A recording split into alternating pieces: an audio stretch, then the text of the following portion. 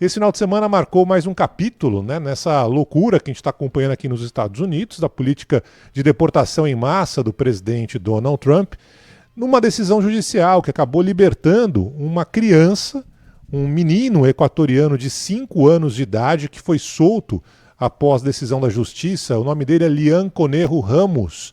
É um menino que foi preso no dia 20 de janeiro em Minneapolis, no estado de Minnesota. Ele estava com um chapeuzinho azul, parecia de um coelho assim, e foi levado pelos agentes do ICE com o pai dele. Queriam usar a criança de 5 anos de idade como isca para que outros membros da família deixassem a casa, outras pessoas saíssem lá para socorrer a criança e fossem presas também. Nesse caso, o pai dele foi preso, eles foram levados para uma penitenciária num estado que não era o estado vizinho, saíram de Minnesota, foram até o Texas e lá ficaram detidos até esse final de semana, quando finalmente um juiz acabou dando uma decisão, libertando pai e filho. Os dois voltaram para casa em Minneapolis, os dois equatorianos, nesse final de semana. Mas é mais um retrato de tudo que a gente está vendo dessa política migratória do presidente Donald Trump, onde muitos por aqui imaginavam que o Trump iria deportar, ia mandar embora apenas aqueles que tivessem cometido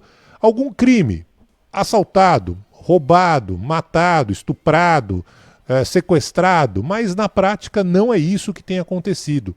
Pessoas que estão aqui trabalhando em diferentes áreas da sociedade, na construção civil, na limpeza, em delivery, entrega de produto, alimento, todas estão rodando. Essa é a política de Donald Trump. Tem um influencer brasileiro que é muito famoso porque ele entrevista nas redes sociais a comunidade brasileira por aqui, chamado Júnior Pena. Eu já conversei com o Júnior Pena em outras ocasiões.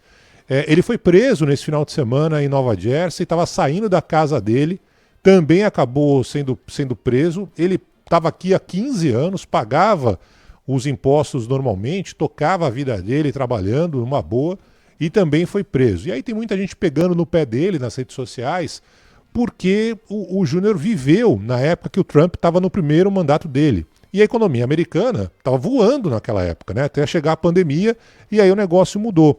E ele fala, não, olha, eu defendo o Trump fez bem para a economia dos Estados Unidos, fez bem para o meu bolso, né? Então eu defendo o Trump. E não acho que o Trump vai mandar embora pessoas que estão por aqui trabalhando, tocando a vida e tal, como é meu caso, né? Não tenho nenhum problema na justiça, não fiz nada de ilegal e tal. E o Júnior acabou dançando também, está sendo motivo de chacota nas redes sociais, mas na verdade o pensamento dele era o pensamento de muita gente que mora aqui, inclusive de americanos que votaram no Trump e hoje tem uma opinião muito diferente. Nesse final de semana, aqui perto de casa, rolou mais de uma, na verdade, blitz de agentes do ICE. Eles prenderam entregador de comida. Sabe o pessoal que, no Brasil, né, o pessoal que usa a motoboy, né? Aqui não é motoboy, aqui é o bike boy, digamos assim, né? O pessoal usa aquelas bikes elétricas que andam numa velocidade absurda. E aí os entregadores que estavam ali tocando a sua vida, levando comida para casa das pessoas, enfim, hambúrguer, sei lá eu, foram alvo dessa apreensão dos agentes do ICE. Só que disparou um medo numa galera, inclusive nos meus filhos. A gente está legalmente aqui nos Estados Unidos. Desde antes de vir para cá, a gente tinha começado um processo. Viemos para cá com o visto de de jornalista normal. A Band pediu no consulado, né? Foi tudo feito dentro dos trâmites. E aqui eu peguei o meu green card, né? O visto definitivo, né? O visto de permanência. Só que a galera está com medo, não é a galera que é estrangeira. Os americanos estão com medo.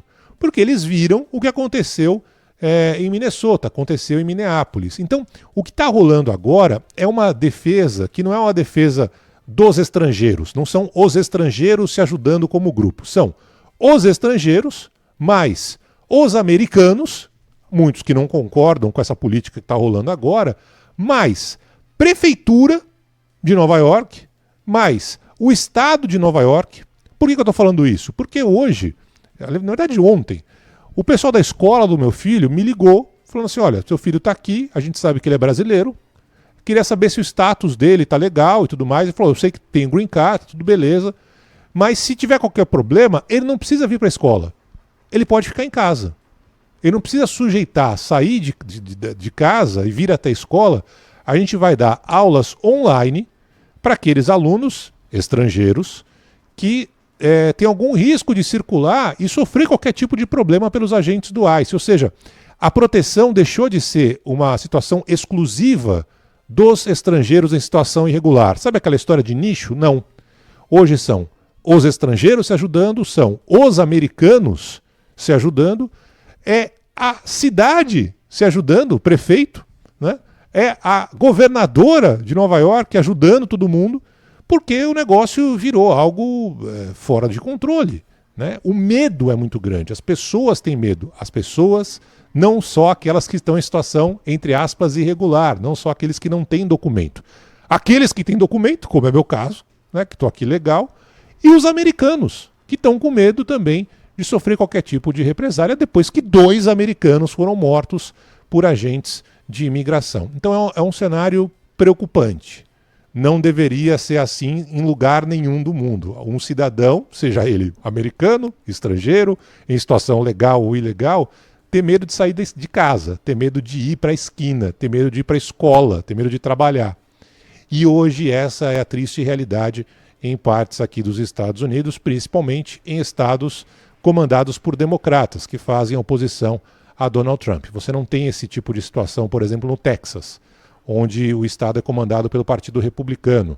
Sei lá, em outras partes do país, na Flórida, menos também, né? Então, é uma situação específica e tem a ver, evidentemente, com política. Isso não é bom, isso não é nada agradável e coloca em risco uma situação histórica dos Estados Unidos, que é de atrair cabeças, atrair profissionais, atrair pessoas inteligentes, que têm um currículo de sucesso no seu país de origem e depois quer uma situação melhor de vida vindo para cá. Hoje essa realidade não é assim e por isso muita gente está deixando o país. Não só estrangeiros, mas também americanos diante dessa situação de incerteza e medo, Fábio.